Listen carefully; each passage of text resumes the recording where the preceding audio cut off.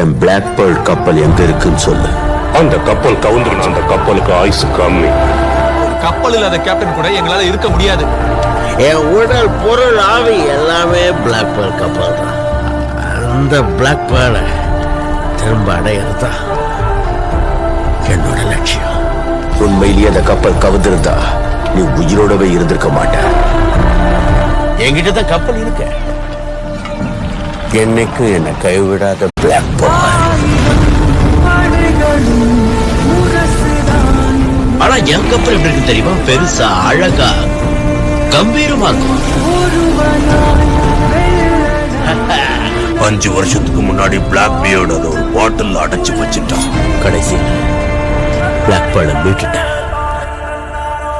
Black pearl தான் இந்த Caribbean கடல் பகுதியில் இருக்கிற பயங்கரமான கொள்ளை கப்பல்.